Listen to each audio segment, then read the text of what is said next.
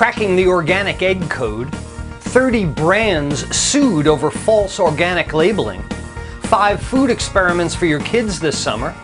Has a link been found between watching TV and type 2 diabetes? And the numbers from the USDA. Hey, happy Canada Day to all my friends from the North. It's Food News Friday.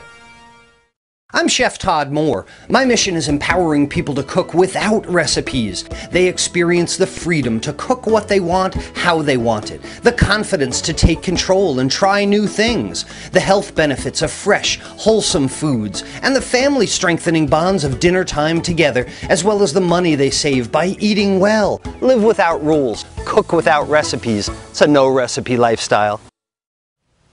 Shopping for eggs is getting as confusing as shopping for bread. Organic, free-range, natural, conventional, vegetarian diet. I mean, which ones do you choose? Well, Leanne Ellie at SavingDinner.com advises to always choose organic. It encompasses all the other labels, she says. Organic eggs are lower in saturated fat and cholesterol. They have more vitamin A, D, B12, and almost double the amount of omega-3 fatty acids. Nature's perfect food is even better when you choose organic eggs, says Leanne. Read more at SavingDinner.com. More than 30 personal brands have been sued over false organic labeling. On June 16th, the Center for Environmental Health filed a lawsuit against more than 30 personal care companies, citing their labels are improperly using the word organic to promote their products. The suit, filed in Alameda County, California Superior Court, cites a 2003 California law that requires labeling of any organic product to contain at least 70% organic ingredients, not including water, which the plaintiffs say the companies are not doing. Companies named in the suit, along with longtime organic brands Kiss My Face, Aubrey Organics, and Beauty Without Cruelty, also include a line targeted at infants, Nature's Baby. The CEH alleges that their team purchased products from all of the named defendants earlier this year, and upon reading the labels discovered that the products fell short of the California ruling, making unsubstantiated and misleading product claims and giving them grounds for their lawsuit.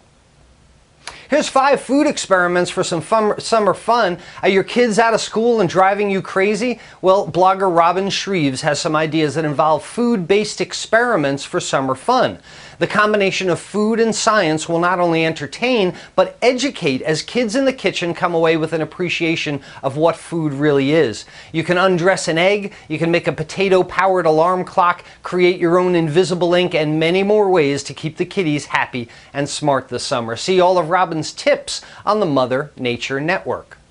Prolonged television viewing has been linked to the increased risk of type 2 diabetes, cardiovascular disease, and premature death. Watching television is the most common daily activity apart from work and sleep in many parts of the world, but it's time for people to change their viewing habits. And according to a new study from the Harvard School of Public Health, prolonged TV viewing was associated with an increased risk of type 2 diabetes, cardiovascular disease, and premature death.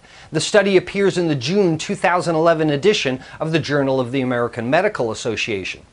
The message is simple. Cutting back on TV watching can significantly reduce the type 2 diabetes, heart disease, and premature mortality, says senior author Frank Hugh. He's a professor of nutrition and epidemiology at the Harvard School of Public Health. We should not only promote increasing physical activity levels, but also reduce sedentary behaviors, especially prolonged TV watching, says Hugh. Perhaps it's not the TV that's to blame. And you can read the report on the Harvard School of Public Health website. Let's find out why food is getting more expensive with this week's numbers from the USDA. More vegetable production disappointments to report. Potato stocks are down 36% from a year ago. The 13 major potato states held 35.5 million pounds of potatoes in storage on June 1st, 2011. That's down 36% from a year ago. Processors in the 9 major states have used 161 million pounds of potatoes this season. That's up 1% from the same period last year. Dehydrated potato usage accounted for about 26 million pounds of the total processing. That's down 14% from last year. Again, our climate affecting the price of food. Brazil is stepping into the soybean market. The 2012 forecast of U.S. soybean exports was trimmed down 20 million bushels this month based on more intensive expected competition from Brazil. The USDA has raised its 2012 price forecast for soybeans by $1 this month to $14 a bushel, deriving support from corn prices that are up following losses in sown acreage. Well, let's see what the corn futures report says. Flooding on the Mississippi and Missouri rivers is expected to reduce corn harvested area. Production is still expected to show a year-to-year decline of 35 million bushels. Tight supplies are reflected in higher price projections for all feed grains. Corn and soybeans feed our meat animals. This will likely push up meat prices in the coming year. Think about it.